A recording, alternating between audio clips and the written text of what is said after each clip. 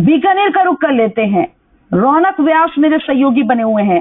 रौनक, आप बीकानेर वासियों को कितनी उम्मीदें हैं बीकानेर के डेवलपमेंट के लिए और अपने आप के डेवलपमेंट के लिए, क्योंकि जो चाहते हैं कि हर कोई डेवलप हो, हर किसी का विकास हो। कैसी उम्मीदें, क्या चाह रहे हैं और क्या खास होना चाहिए बीकानेर के लिए इस बार बजट में? जी बिल्कुल, देखिए लगातार बजट पर हम बातचीत कर रहे हैं, महिलाएं मेरे साथ हैं, तमाम वर्ग के लोग मेरे साथ हैं। हम लोग चर्चा कर रहे हैं कि आखिर बीकानेर के साथ साथ आने वाले पहले बजट यानी बजला सरकार के पहले बजट से क्या क्या उम्मीदें।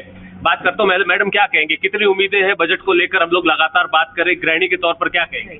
देखिए, हम सैलरी पर्सन मिडिल क्लास लोग हैं और हम जब भी बजट पास होता है तो हमारा सबसे पहला ध्यान यही रहता है कि टैक्स स्लैब जो होते हैं उसमें हम पर क्या प्रभाव पड़ेगा। तो क्योंकि प्रदेश सरकार का बजट टैक्स स्लैब यहाँ होने में, उसके अलावा लेकिन फिर भी उसमें हेल्थ एजुकेशन पे भी थोड़ा सा इन्वेस्ट होना चाहिए, क्योंकि अगर आप उसमें इन्वेस्ट नहीं करते हैं, अगर हेल्थ में आप नहीं जाते हैं, एजुकेशन में आप इन्वेस्ट नहीं करेंगे तो उसका रिटर्न कैसे आएगा। तो हम ये चाहती हूँ कि इस बार के बजट में इस सिस्टम पे भी थोड़ा सा ध्यान दिया जाए और इसमें इन्वेस्टमेंट पे भी गौर किया जाए कि इसके रिटर्न अच्छे मिले हैं। बिल्कुल बिल्कुल। डॉक्टर असवाल मेरे साथ है, क्या कहेंगे डॉक्टर साहब, कितनी उम्मीद है कल के बजट को? सर, निश्चित रूप से बहुत अच्छी उम्मीद है। प्रदेश में डबल इंजन की सरकार है और निश्चित रूप से सरकार बहुत अच्छा बजट पेश करेगी। मैं सरकार से आग्रह करता हूं कि अभी जो वर्तमान में जो नशे की प्रवृत्ति है वो बहुत ज़्यादा बढ़ रही है, तो उसको रोकने के लिए साइकेट्रिस्ट का जो अपॉइंटमेंट होता है वो पिछली सरकारों में बहुत कम हुआ है, बल्कि एक साइकेट्रिक ब्रांच को प्रिमिटिव तौर पे देखा जाता है। तो मैं चाहता हूं कि मनोचिकित्सकों की भर्ती ज़्यादा से ज़्यादा हो और जिससे इस नशे की जो एक बीमारी है इसके ऊपर एक रोक लगे और जो देश है उसकी उन्नति अच्छे से हो सके।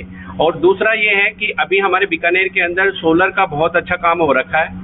सोलर के लिए अभी प्रोविजन ये है कि SC/ST वर्ग को अपनी जमीन सरकार को लीज पे देने के लिए या कंपनी को लीज पे देने के लिए उसको कन्वर्जन करवाने की जरूरत होती है, और वहीं जनरल का कैटेगरी को उसको सरकार को देने के लिए या कन्वर्जन की जरूरत नहीं होती। तो मुख्यमंत्री जी से आग्रह है कि ये जो कन्वर्जन का जो पार्ट है ये हटाया जाए, जिससे आम गरीब जनता को इस चीज से निजात मिले और ये कन्वर्जन की बहुत बड़ी प्रक्रिया है, इससे निजात मिले। और तो बिल्कुल देखिए, सोलर हब बन रहा है बीकानेर, हम उम्मीद कर रहे हैं, किस तरह से देख रहे हैं, कितनी उम्मीद है?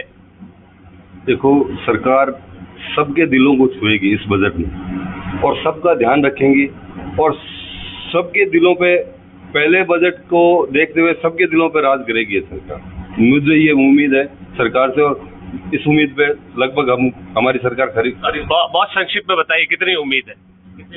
बहुत उम्मीदें हैं सरकार से इस बार बजट के ऊपर, और हम तो ये चाहते हैं कि शिक्षा के ऊपर ध्यान दिया जाए और इसी के ऊपर कोई सरकारी स्कूलों पर सरकारी इस चीज के ऊपर ध्यान देकर। देखिए, दिया कुमारी जी पेश करेंगी महिलाओं में, उसको लेकर भी उत्साह है, किस तरह से देख रही है? देखिए, एक महिला है तो महिला की पीड़ा को बहुत अच्छे से समझती है और नो डाउट महिलाओं को केंद्रित रखते हुए इस बजट को सबके सामने रखा जाएगा। और हम ये उम्मीद करते हैं महिलाओं को उम्मीद है कि महिलाओं का खास ध्यान रखा जाएगा। रौनक, आपका रुख मैं करूंगी। एक हमारे साथ दर्शक जुड़ गए, कॉलर जुड़ गए हैं।